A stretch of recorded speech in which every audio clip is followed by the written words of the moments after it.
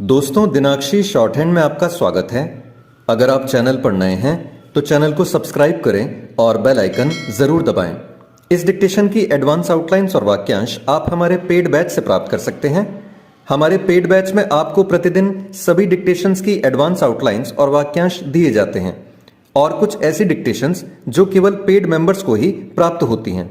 हमारे paid batch को join करने के लिए और बैच के बारे में संपूर्ण जानकारी प्राप्त करने के लिए आप डिस्क्रिप्शन बॉक्स में दिए गए मोबाइल नंबर पर व्हाट्सएप कर सकते हैं। इस डिक्टेशन की डेमो आउटलाइंस आप हमारे टेलीग्राम ग्रुप से प्राप्त कर सकते हैं। तो चलिए डिक्टेशन को स्टार्ट करते हैं। डिक्टेशन 5 सेकंड बाद स्टार्ट होगी। Ready, start.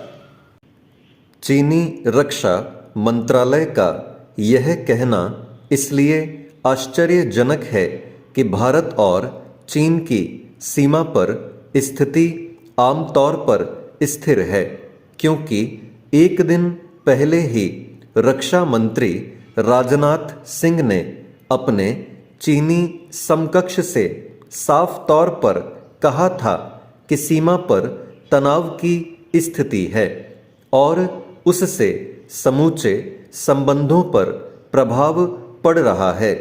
उन्होंने चीनी रक्षा मंत्री से हाथ मिलाने से भी मना कर दिया था और उनके इस प्रस्ताव को भी अस्वीकार कर दिया था कि सीमा विवाद को परे रखते हुए संबंधों को सामान्य बनाने की दिशा में आगे बढ़ा जाना चाहिए।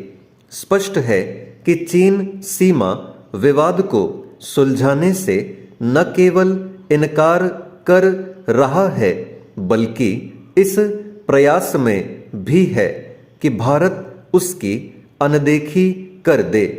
यह तब है जब भारत की ओर से पिछले एक अरसे से बार बार यह कहा जा रहा है कि सीमा पर शांति कायम किए बिना रिश्तों में सुधार संभव नहीं है।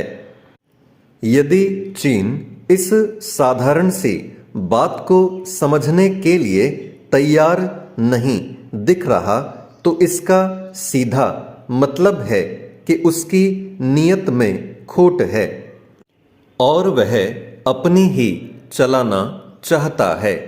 इसकी अनदेखी नहीं की जानी चाहिए कि सीमा पर तनाव बनाए रखकर चीन भारत के सैन्य संसाधनों पर बोझ डाल रहा है। भारत को चीन से लगती सीमा पर न केवल अतिरिक्त चौकसी बरतनी पड़ रही है, बल्कि अपने सैन्य खर्च को भी बढ़ाना पड़ रहा है। चीन का रवैया किसी भी सूरत में मित्र देश वाला नहीं है। चीन केवल भारतीय हितों की अनदेखी ही नहीं कर रहा है, बल्कि उन्हें चोट पहुंचाने की भी कोशिश कर रहा है। वह खुद तो भारतीय हितों को लेकर बेपरवाह है, लेकिन यह चाहता है कि भारत उसके हितों के मामले में संवेदनशीलता का परिचय दे।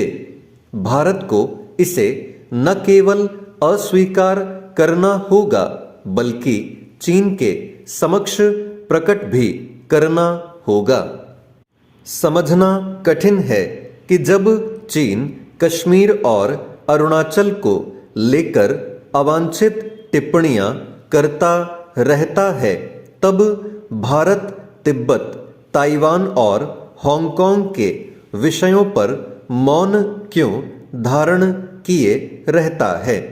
अब जब यह स्पष्ट हो चुका है कि चीन अपने अड़ियल रवैये से बाज आने वाला नहीं, तब फिर भारत के लिए यह आवश्यक हो जाता है कि वह उसके प्रति अपनी रीति नीति बदले। रीति नीति में यह बदलाव इस तरह होना चाहिए कि चीन पर उसका असर पड़ता दिखे। इसमें संदेह है कि शंघाई सहयोग संगठन और ऐसे ही अनेक बहुपक्षीय मंचों पर चीन को कटघरे में खड़ा करने और उसे आईना दिखाने से उसकी सेहत पर कोई असर पड़ने वाला है।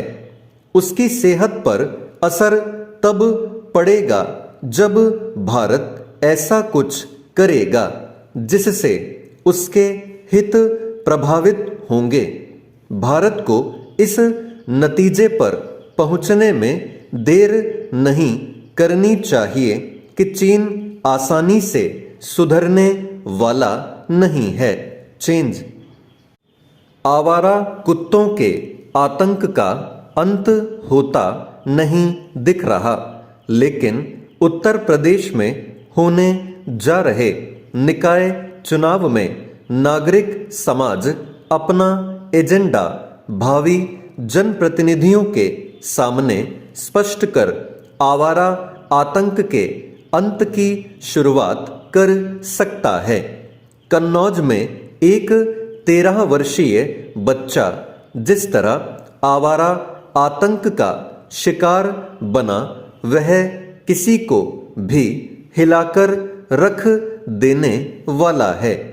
इसी तरह 16 अप्रैल को ही अलीगढ़ में सेवानिवृत्त चिकित्सक डॉक्टर सफदर खान को कुत्तों ने घेरकर हमला किया था, जिनमें उनकी मौत हो गई।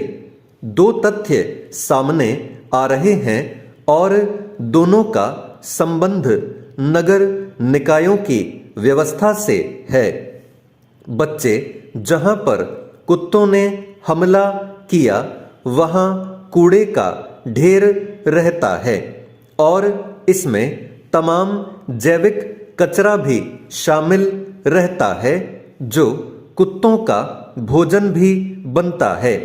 जबकि डॉक्टर खान के बारे में चर्चा है कि वह रोज सुबह टहलने जाते थे और साथ में कुत्तों के लिए खाने की सामग्री भी ले जाते थे।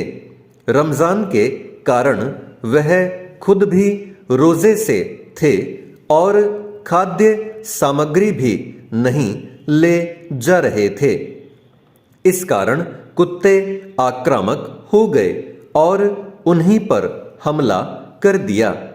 हाल के दिनों में कुत्तों के जानलेवा ढंग से आक्रामक होने की घटनाएं बढ़ी हैं। बच्चे और बुजुर्ग इनके सर्वाधिक शिकार हो रहे हैं। नगरीय प्रशासन इस समस्या का ठोस हल निकालने के बजाय उनके बंध्याकरण से आगे नहीं सोच पा रहा है। यह काम भी केवल नागरिक समाज के दबाव में उस समय जोर पकड़ता है जब मौत की कोई घटना सामने आती है। आवश्यकता केवल इनकी आबादी नियंत्रित करने की ही नहीं, बल्कि इनके खानपान व उचित आश्रय की व्यवस्था करने की भी है। सुबह और शाम के वक्त शहर में जगह जगह भोजन की तलाश में कुत्तों और अन्य बेसहारा पशुओं के झुंड देखे जा सकते हैं। भोजन के अभाव अथवा व्यवधान पड़ने पर कुत्ते आक्रामक हो रहे हैं। इस समस्या का समाधान वर्तमान नीति में आवश्यकतानुसार संशोधन कर समग्रता से सोचने पर ही निकल सकता है। इसके लिए इच्छा शक्ति चाहिए जो जनप्रतिनिधियों पर नागरिक समाज के दबाव से ही पैदा होगी। निकाय चुनाव उचित